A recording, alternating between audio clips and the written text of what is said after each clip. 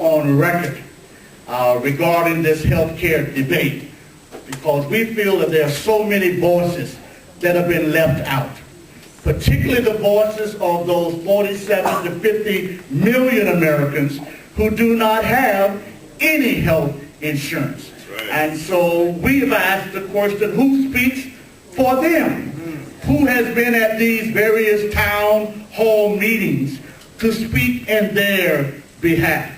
The whole concept of the public option was given great media attention a week or so ago.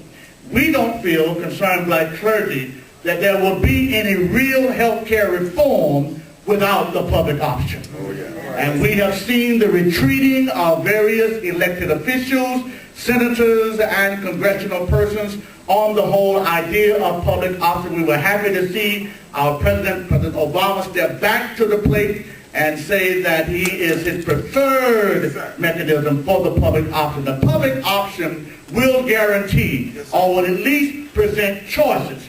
We find it disingenuous that those who on the one hand advocate choices in public education, choices in other arenas, would now not want choice or options when it comes to health care.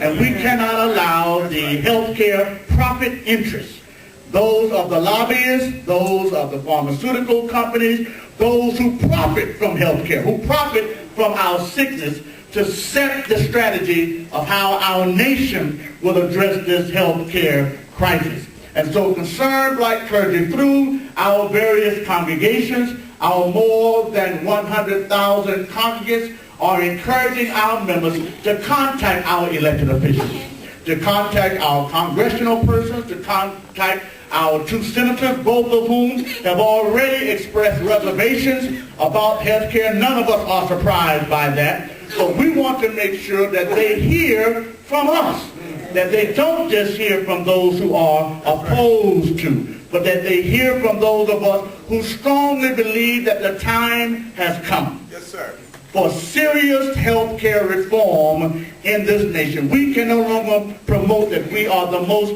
advanced nation on the planet and not provide health care for all of our citizens. And also with Dr. Sullivan. When I was here and now working along with Barack on the health care issue and looking at health issues around the country, so I had to jot down a few ideas. The Concerned Black Clergy has called this press conference to encourage those of you in the faith community to get the facts as to what the issues are regarding the health care reform initiative and what it means to those that we're called to serve, the least, the lost, the left out. Many of us are falling prey to all of the kinds of discussions that are going on in the town hall meeting.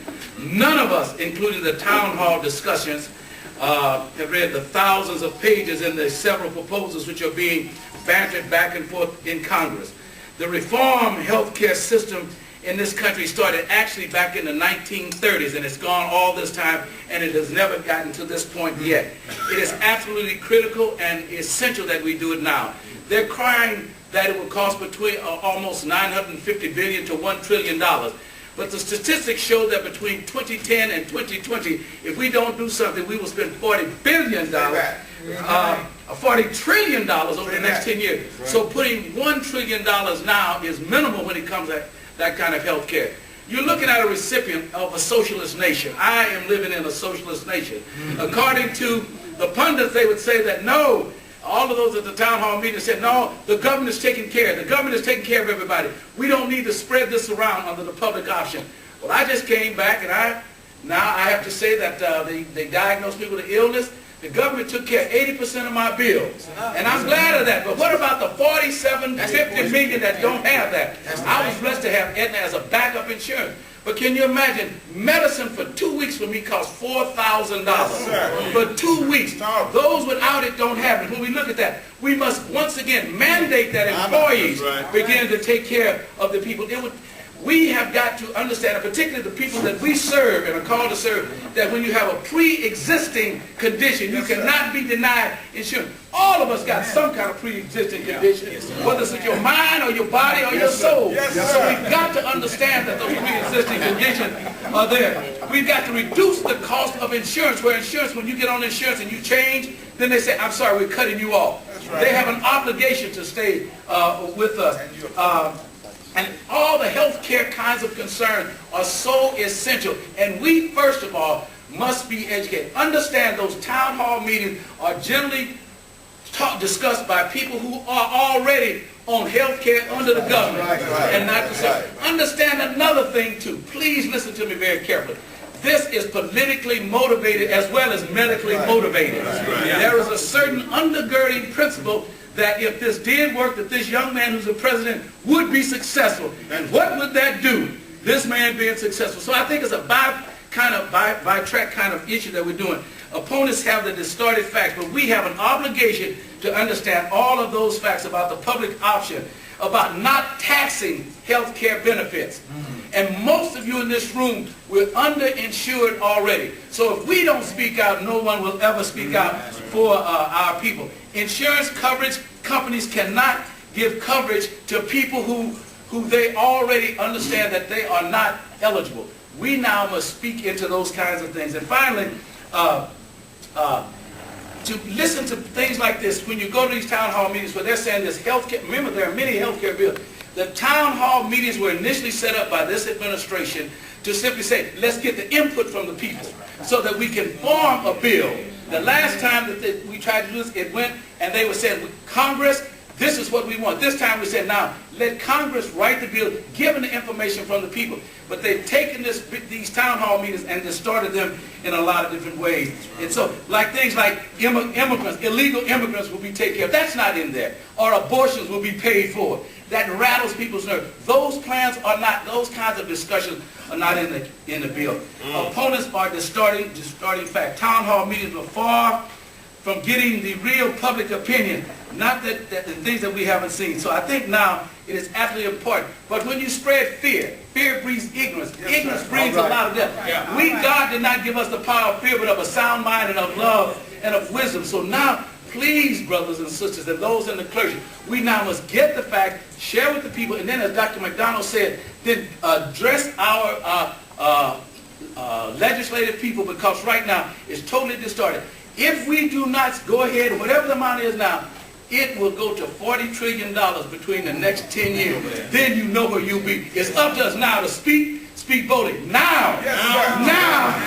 And now stands for no other way but reform. And I certainly support what my colleagues and what Concerned Black Clergy is espousing right now. Let me share with you the voices that we do hear are a lot of rowdy voices. And we do not hear the voice from those who are claimed to be divine, who are connected with the divine presence, so that people might be able to hear facts and hear truth. Those voices are silent within this nation. And it's high time that we come out of our synagogues, come out of our mosques, come out of our churches, come out of our temples, and be able to speak with one voice in order to help our people to understand the truth. Do we not know that the truth shall make us free and set us free? Shall we not know that we will know the truth, and the truth will set us free? Not only that, we hear a lot of accusations about this being a socialist nation. I have a message to all of those that are receiving Social Security checks, those who are receiving financial support from the government. Turn Medicare, turn in your check to the federal government so that you won't be accused of being engaged. We will go in front of offices. Some of us are even willing to go to jail. The right of all American citizens. Every human being in this country should have health care. And we